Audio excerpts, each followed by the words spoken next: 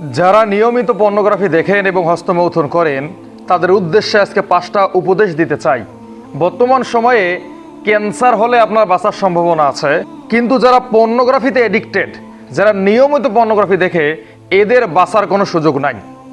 তো এখানে যারা তরুণ যুবক আছো, তোমরা যারা এই বদভ্যাসের মধ্যে লিপ্ত হয়ে আছো, তোমাদের উদ্দেশ্যে আজকে 5টা উপদেশ দিতেছি, মেনে চলবা, ইনশাআল্লাহ আল্লাহ তাআলা তোমাদেরকে এই পর্নোগ্রাফি থেকে হেফাজত করবে।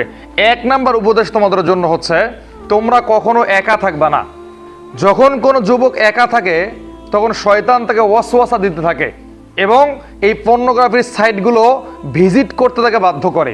আর যখন একটা ছেলে একটু একটু করে পর্নোগ্রাফি দেখবে, এক পর্যায়ে এই পর্নোগ্রাফি দেখার নেশা তার রক্তের সঙ্গে মিশে যাবে, তখন সে পর্নোগ্রাফি ছাড়া বাঁচতে পারবে না। আর যখনই কেউ পর্নোগ্রাফি দেখবে তাকে হস্তমৈথুন করতে বাধ্য হবে, কেননা আপনি তো ওই সময় কাউকে কাছে পাচ্ছেন না। এই পর্নোগ্রাফি আসার পরে শুধুমাত্র হস্তমৈথুনই বাড়েনি, এই পর্নোগ্রাফি আসার পরে ধর্ষণ বেড়েছে, সমকামিতা বেড়েছে, এক পর্যায়ে মুসলিম যুবকদের চরিত্রটা নষ্ট হয়ে গেছে। তাহলে 1 নাম্বার উপদেশ কি তোমাদের জন্য? তোমরা কখনো একা থাকবে না।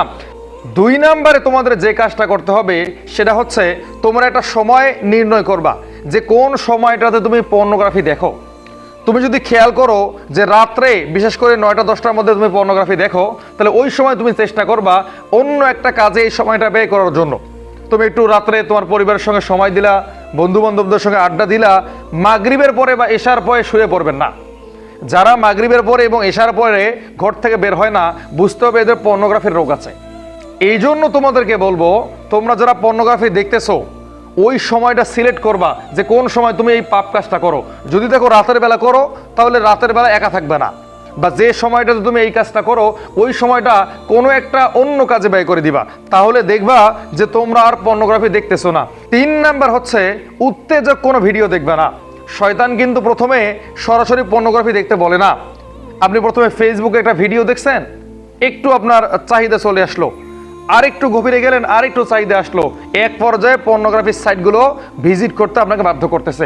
এই জন্য রাতের বেলা শোয়ার আগে কোরআন তেলাওয়াত শুনতে পারেন, কিছু ওয়াজের ভিডিও শুনতে পারেন, বা এমন কিছু শুনতে পারেন যেটার মাধ্যমে আপনার চিন্তাধারা ইসলামিক হয়ে যাবে, আল্লাহ এবং তার রাসূলের প্রতি আপনার চিন্তাধারা চলে যাবে। তো এইরকম ভিডিও দেখবেন।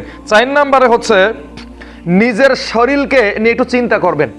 এই পর্নোগ্রাফি দেখার ফলে আপনার শরীরে যে কি কি ক্ষতি হচ্ছে এগুলো নিয়ে একটু চিন্তা করবেন, যে আমি যে পর্নোগ্রাফি দেখতেছি, আমি যে হস্তমৈথুন করতেছি, এর ফলে আমার শরীরের ভিতর কত প্রকার রোগ হচ্ছে, আমার শরীরে কি পরিমাণ ক্ষতি হচ্ছে এটা তো আমি বুঝতেছি না। তো নিজের শরীরকে চিন্তা করবেন। আবার কি করবেন? জিম করবেন।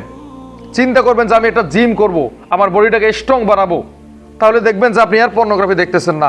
5 নাম্বারে হচ্ছে, আপনি ইবাদত বندگিতে মনোযোগ দেন। আপনার যদি চিন্তা থাকে আমাকে ফজরের নামাজটা জামাতে আদায় করতে হবে, তাহলে আপনি কিন্তু আর পর্নোগ্রাফি দেখতে পারবেন না। কেননা এই কনকনে শীতের দিনে আপনি চিন্তা করবেন সকালে গোসলও করতে পারবো না, ফজরের নামাজও পড়তে পারবো না, এই জন্য এই পর্নোগ্রাফি থেকে আমাকে বাঁচতেই হবে। এই 5টা কাজ যদি করতে পারেন, ইনশাআল্লাহ আপনারা পর্নোগ্রাফি থেকে বাঁচতে পারবেন। তো তরুণদেরকে আমি আবারও আহ্বান করব, খবরদার এই পথ অবলম্বন করিও না। যদি দেখা যায় বেশি সমস্যা হচ্ছেই না, দ্রুত বিয়ে করে ফেলো। বিয়ে করে ফেলো, তোমার স্ত্রীর সঙ্গে তুমি যা মন চায় করো, এতে পাপও হবে না, তোমার শরীরের কোনো ক্ষতিও হবে না।